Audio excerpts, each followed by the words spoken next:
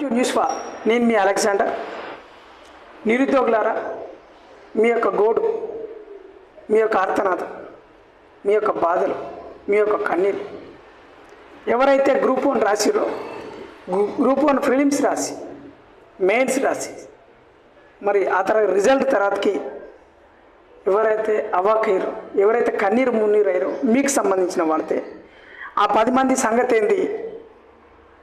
21,093 మంది పరీక్షలు రాస్తే 21,103 మంది రిజల్ట్ ఎట్లా ఇస్తారు? మిగతా వాళ్ళ రిజల్ట్ ఏది?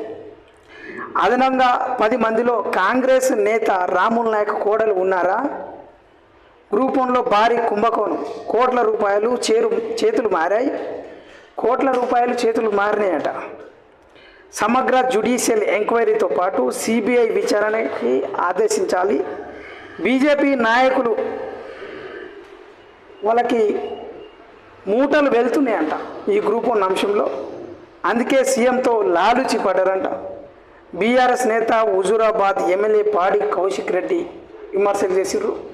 ఆయన గంగుల కమలాకర్, పాడి కౌశిక్ రెడ్డి గంగుల కమలాకర్ ఇద్దరు కలిసి ప్రెస్ మీట్ పెట్టి బీఆర్ఎస్ నేతలు మరి ఏదైతే గ్రూప్ 1 అంశంలో అన్యాయం జరిగింది, అక్రమాలు జరిగింది, అవినీతి జరిగింది, భారీ కుంభకోణం ఉన్నదని చెప్పేసి వీళ్ళు ఇప్పుడు చెప్తా ఉన్నారు. కానీ 2024 జూలై 19 నాడు సోమాజిగూడ ప్రెస్ క్లబ్లో జీవో 29 మీద మొట్టమొదటిసారిగా ప్రెస్ మీట్ జరిగింది. అప్పటి నుండి జీవో 29 కుట్రకోణం, వాస్తవాలు, అనుమానాల మీద జరిగింది. దాంట్లో హరగోపాల్ ఉన్నారు. హరగోపాల్తో పాటు పాశం యాదగిరి, గాదే ఇన్నయ్య, మరి గాలి వినోద్ కుమార్, మరి అదేవిధంగా క్రాంతిదల్ పృథ్వీరాజ్ యాదవ్, మరి తెలంగాణ వీటాలు వీళ్ళందరూ కూడా స్పందించారు, మరి వ్యతిరేకించారు. వాళ్ళతో పాటు నిరుద్యోగ అభ్యర్థులు కూడా వాళ్ళ యొక్క గోడు వెళ్ళబుచ్చుకున్నారు. అయినా కానీ ప్రభుత్వం దిగి రాలేదు.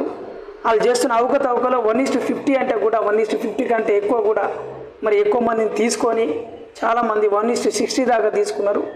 28,000కు పైగా తీసుకునేది పోయి అది 30,000కు దాటింది.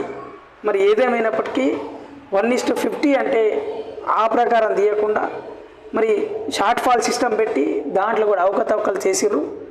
మరి దీంట్లో ముమ్మాటికి రోల్ ఆఫ్ రిజర్వేషన్ ఎత్తివేసారు. జీవో 29 రాంగ్ అని చెప్పేసి సుమారు 32 కేసులు హైకోర్టులో పడ్డాయి, 4-5 కేసులు సుప్రీంకోర్టులో పడ్డాయి. అయినా కానీ వినకుండా అట్నే మొండిగా పోయి రిజల్ట్స్ ఇచ్చిర్రు, ఎగ్జామ్స్ మెయిన్స్ పెట్టిర్రు. 21 నుండి 27 వరకు ఆ ఎగ్జామ్స్ పెడితే నిజంగా వారం 10 రోజులలో మరి ఆ తర్వాతకి అప్పుడు కూడా చాలామంది అభ్యర్థులు అయిష్టంగానే ఎగ్జామ్ రాసిర్రు. కానీ ఏదేమైనప్పటికీ వీళ్ళు అనుకున్నట్టే, ఊహించినట్టే దాంట్లో సబ్బండ వర్గాలు, ఎస్సీ, ఎస్టీ, బీసీ మైనార్టీలకి అన్యాయం జరిగింది అనేది కూడా వాస్తవంగా మారింది, తేట తెల్లమైంది.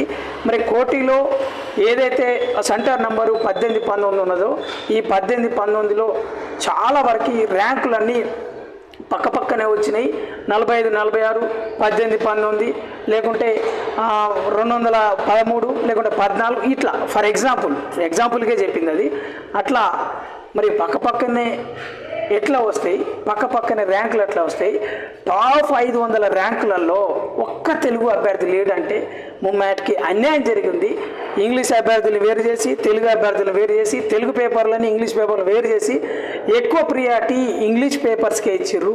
ఆల్రెడీ ధనవంతుల పిల్లలకే ఇచ్చిర్రు, చదువుకున్న పిల్లలకి ఐఏఎస్లు, ఐపీఎస్లు, మరి ప్రత్యేకంగా ఏదైతే మంత్రుల పిల్లలు, ఎమ్మెల్యేల పిల్లలు, వాళ్ళ కోడళ్ళు, వాళ్ళ అల్లులు వాళ్ళు అక్రమంగా మరి ఈ యొక్క గ్రూప్ 1 పోస్టులని 523 పోస్టులలో సుమారు 180కి పైగా ఎట్ల అగ్రకులాల పిల్లలకి, ధనవంతుల పిల్లలకి, రెడ్ల పిల్లలకి, కమ్మ కాపు వెలమల పిల్లలకి మరి ఎట్లా వస్తాయి అని చెప్పేసి నిరుద్యోగులు మరి ఒక సైడ్ హెచ్చరిస్తూ ఉన్నారు. దాని మీద న్యాయపరంగా మళ్ళా పోరాటం చేయడానికి కూడా సిద్ధమయ్యారు, కేసులు కూడా పడతా ఉన్నాయి.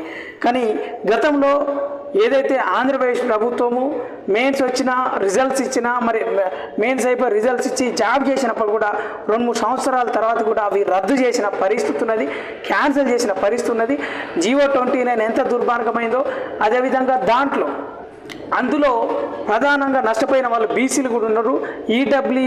ఈడబ్ల్యూఎస్ వల్ల ఈ ఎకనామికల్ వీకర్ సెక్షన్స్ ఏవైతే ఉన్నాయో దాంట్లో 10% రిజర్వేషన్ వేయడం వల్ల నిజానికి చాలా వరకు కూడా బీసీలు కూడా నష్టపోయిన పరిస్థితి ఉన్నది.